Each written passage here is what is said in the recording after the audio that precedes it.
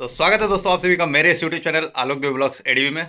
दोस्तों जैसे कि हम बात कर रहे थे कि बाइक टैक्सी बैन को लेकर के, तो बाइक टैक्सी बैन को लेकर के हम पूरा जांच पड़ताल किए और हर जगह पता किए और हर जगह बात भी किए। तो पता चला कि वाकई में जो हमारे परिवहन मंत्री हैं नितिन गडकरी जी, उन्होंने कुछ अलग ही कानून लेके आया है बाइक टैक्सी को लेकर के। तो दोस्तों उसी टॉपिक पे आज हम लोग बात करने वाले हैं इस वीडियो में। तो वीडियो में लास्ट तक बने रहिएगा और चैनल पे अगर नए हैं तो प्लीज़ चैनल को सब्सक्राइब कर लीजिएगा ताकि इससे रिलेटेड हम आपको जानकारी पल पल देते रहें।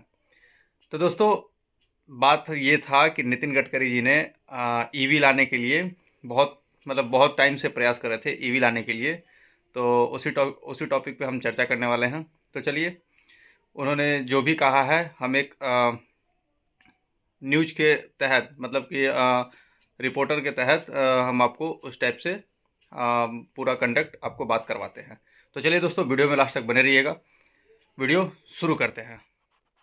तो दोस्तों जैसा कि आप देख पा रहे होंगे, इलेक्ट्रिक बाइक टैक्सी दिल्ली में जल्द चलेगी। सिर्फ इलेक्ट्रिक बाइक टैक्सी या राज्य सरकार ने जारी किए नए नियम।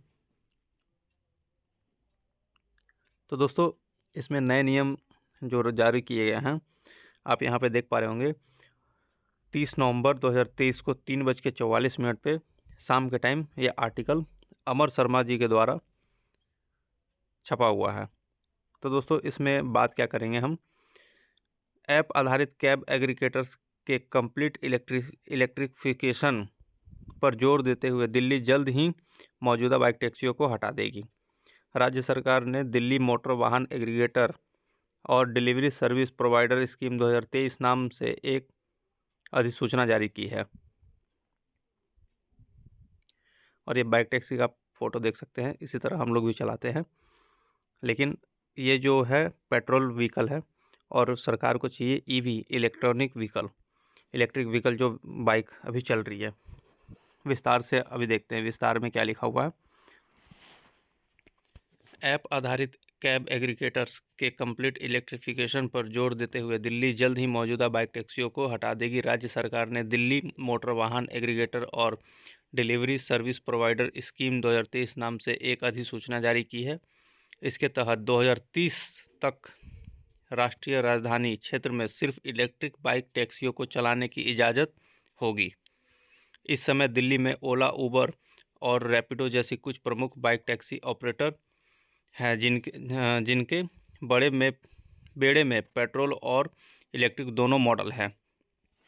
आप भी दोस्तों जानते हैं कि इसमें इलेक्ट्रिक और जो पेट्रोल दोनों व्हीकल अभी चल रहा है, जिसको हम लोग जीप के नाम से जानते हैं, और अपना जो बाइक है वो तो है ही। आगे बढ़ते हैं।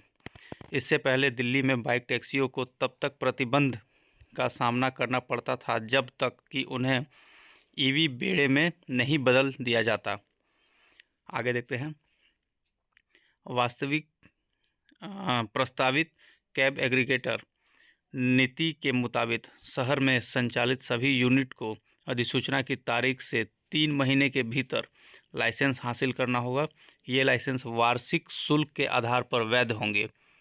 मतलब आप समझ पा रहे होंगे, जैसे कि 4 व्हीलर जो कॉमर्शियल नंबर प्लेट गाड़ियाँ होती हैं, वो मतलब सालाना जो टैक्स भरती है सरकार को, तो उस हिसाब से हम लोग को भी सरकार के द्वारा टैक्स वसूला जाएगा। आगे देखिए क्या लिखा हुआ है। जब तक कि यह इलेक्ट्रिक ना हो, जब तक आप इलेक्ट्रिक बाइक नहीं लेते हैं, तब तक आपको एक लाइसेंस हासिल करना होगा ये चलाने के लिए, और यह 5 साल तक चलेगा। नई योजना में 2 साल से कम पुराने वाहनों पर 50% की छूट मिलेगी। और आगे क्या है, बाइक टैक्सियों को इलेक्ट्रिक बनाने का कदम सार्वजनिक परिवहन के जरिए शुद्ध शून्य उत्सर्जन हासिल करने की दिल्ली सरकार की पहल के रूप में आया है। इसके बेड़े में पहले से ही लगभग 1000 इलेक्ट्रिक बसें हैं।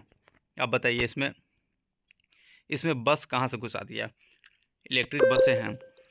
दिल्ली के पर्यावरण मंत्री गोपाल राय ने बुधवार को एक प्रेस कॉन्फ्रेंस को संबोधित करते हुए कहा कि यह पहली बार है कि कैब एग्रीगेटर दिशा निर्देशों में बाइक टैक्सी ऑपरेटरों के चरणबद्ध इलेक्ट्रिफिकेशन को शामिल किया गया है।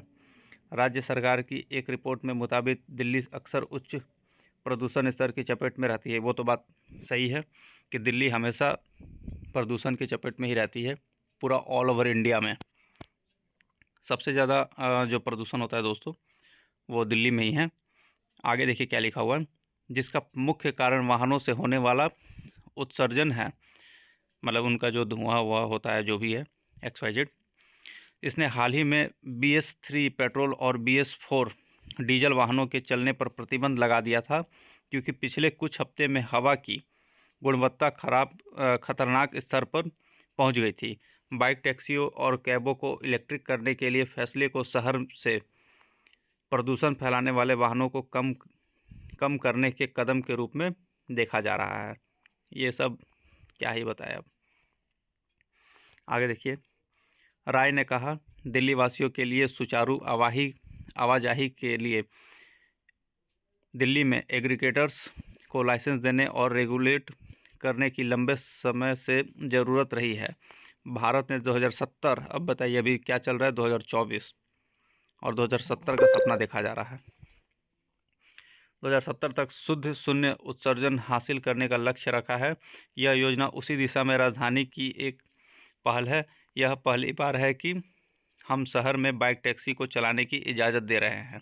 वाह, लग रहा है कि उन्होंने इजाज़त दे के हमारे ऊपर बहुत बड़ा एहसान किया है। आगे देखते हैं। नए नियम से इलेक्ट्रिफिकेशन के अलावा जनता की सुरक्षा और सुविधा भी सुनिश्चित होगी।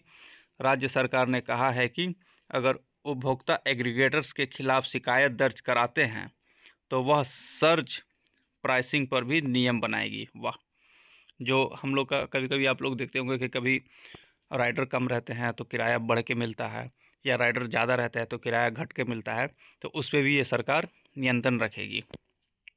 तो दोस्तों यही सब बात जो है वो इसमें बताया गया है। और ये जो है न्यूज़ जो है आप देख पा रहे होंगे 30 नवंबर 2023 को 3:44 पर छपा हुआ है।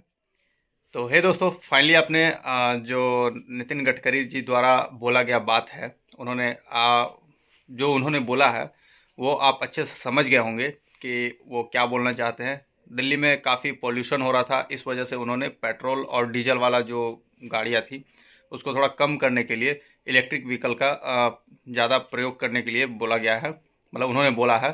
तो दोस्तों अब से जो भी राइडर नए नए रैपिडो या ओला उबर में जुड़ना चाहते हैं वो जुड़ें, लेकिन ईवी के साथ, इलेक्ट्रिक व्हीकल के साथ ही जुड़ें। और जो भी बाइक पेट्रोल है उसको कोशिश करें कि अब धीरे धीरे उसको इलेक्ट्रिक में हम लोग कन्वर्ट करें। तो जो नए अभी राइडर नए नए आए हैं नए नए बाइक लेकर के, तो उन मतलब वो तो अभी कर नहीं सकते हैं, संभव नहीं है, पॉसिबल नहीं है, लेकिन फिर भी कोशिश करें। और जो लोग भी अभी दिल्ली में चला रहे हैं ओला उबर रैपिडो चला रहे हैं तो चलाइए, लेकिन थोड़ा बच के ही चलाइए, आराम से चलाइए, ताकि ट्रैफिक वाले अगर कोई पकड़े या कोई ऐसा कोई, आप समझ रहे हो ना बात, मेरा कहने का क्या मतलब है। तो पूरा खुल के हम नहीं बता सकते हैं, नहीं बोल सकते हैं इस बारे में, क्योंकि हम इलीगल एक्टिविटी को बढ़ावा नहीं दे रहे हैं, लेकिन फिर भी अपने तरीके से आप लोग अपना काम कर सकते हैं, कोई दिक्कत परेशानी वाला बात नहीं है। तो वीडियो में दोस्तों लास्ट तक बने रहने के लिए बहुत बहुत धन्यवाद। चलिए मिलते हैं इसी तरह किसी इंटरेस्टिंग वीडियो में किसी और टॉपिक के साथ। अभी के लिए जय हिंद, जय भारत।